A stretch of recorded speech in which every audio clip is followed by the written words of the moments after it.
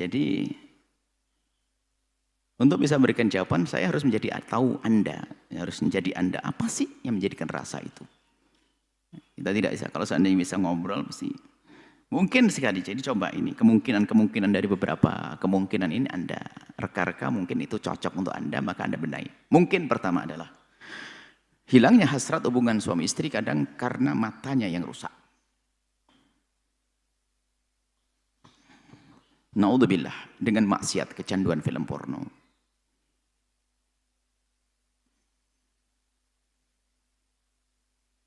Atau dia lebih rindu kepada yang lain, yang haram.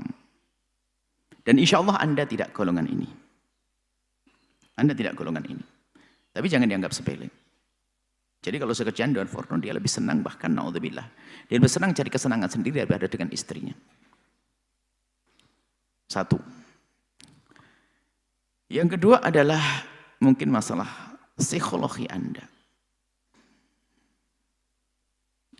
Jadi kita perlu lihat apakah keadaan psikologi Anda itu normal, mental Anda itu normal, tidak ada permasalahan, tidak ada tekanan-tekanan dari suami atau yang ada hubungannya. Atau mungkin seorang suami kadang, mohon maaf, seorang suami kadang menggauli istrinya adalah tidak pakai adab. Yang Nabi marah seperti binatang mendatangi betinanya. Tidak pakai muqaddimah, keindahan tidak pakai. Sehingga seorang istri merasa tersiksa dengan hubungan suami istri. Bahkan mungkin merasakan sakit secara fisik juga.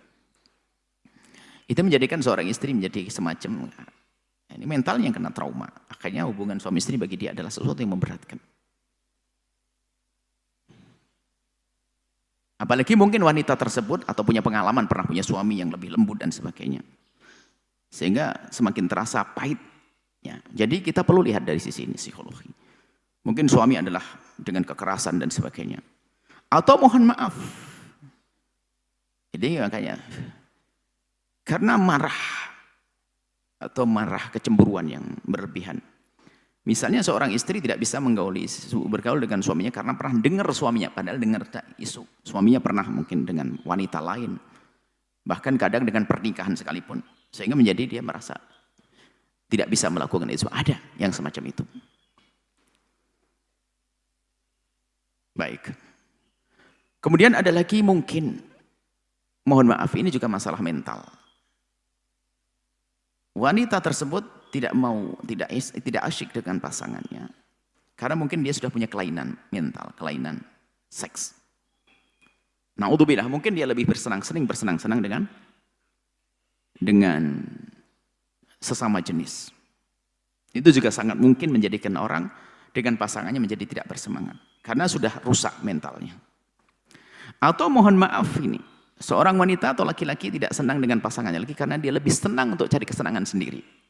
Onani atau masturbasi. Karena dianggap itu adalah praktis, sementara dengan pasangannya harus dengan naudzubillah. Yang jelas itu ada, mungkin kita tidak tahu sebabnya apa. Anda lacak sendiri, diri Anda sendiri ini perlu memang. Makanya kalau bisa bertemu langsung kita bisa cari sebabnya apa. Apakah suamimu begini. Nah ini kalau sudah ketemu misalnya, hendaknya segera ditepis itu semuanya. Kalau misalnya pernah dia nonton yang film kotor, mulai sekali berhenti. Maka bersama berhentinya nonton film itu lihat. Dia ingin menonton film. Tidak. Akhirnya apa? Yang ingin dilihat adalah pasangannya. Maka bangkit syahwat dengan pasangannya. Tapi kalau dia terus membiarkan liar pandangannya, rusak nih. Yang naudzubillah yang biasa onani berhenti. Maka bersama bangkitnya syahwat nanti akan disalurkan. Atau mungkin pasangannya pernah melakukan kesalahan, lapang hati maafkan, dia manusia. Kemudian apa lagi? Kalau mungkin suaminya pernah melakukan kekasaran, buka komunikasi yang baik dengan suami agar caranya yang baik. Itu perlu diselesaikan, kita tidak ngerti jawabannya apa. Kemudian paling tidak begini, hei hamba Allah yang bertanya. Kalau mungkin memang Anda punya masalah, Anda wanita, kalau seorang laki-laki tidak bisa berhubungan dengan pasangannya, maka mohon maaf, dia tidak akan bisa melakukannya. Karena dia tidak akan bisa, mohon maaf, tidak bisa bangkit itu syahwatnya. Tapi kalau wanita, Anda masih muda.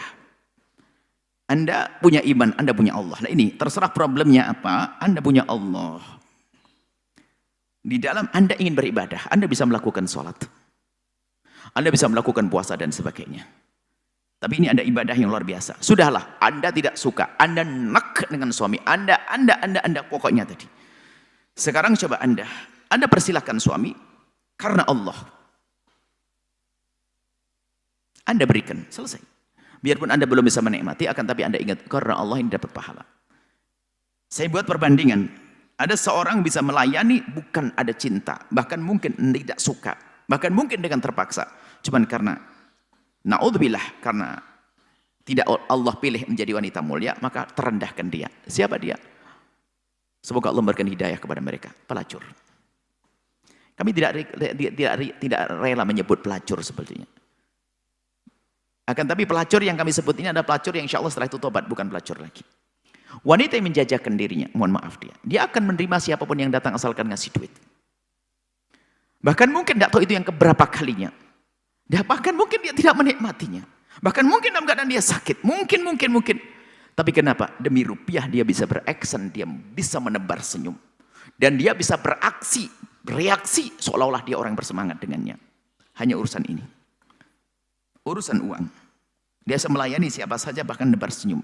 Harapannya adalah dia jadi pelanggannya nanti. Na'udzubillah. Semoga jika ada wanita yang diuji oleh Allah dengan semacam ini, dengar suara kami mendapatkan hidayah. Sehingga akan mendapatkan pasangan yang halal mulia. Tapi Anda hendaknya berperan semacam itu. Anda bukan orang pelacur. Anda bukan wanita menjajakan diri. Untuk suami, berikan. Berikan. Setelah itu apa? Karena Allah. Biasakan dengan seperti itu, maka insya Allah Allah akan berikan di hati Anda nanti rasa senang pada akhirnya. Kemudian setelah itu akan dinormalkan, Allah berikan kenormalan kepada Anda sehingga hubungan suami istri adalah bukan sesuatu yang menyakitkan atau memberatkan, akan tapi menjadi sesuatu yang Anda senangi, yang Anda nikmati dengan kasih dan cinta. Wallahu a'lam bishawab.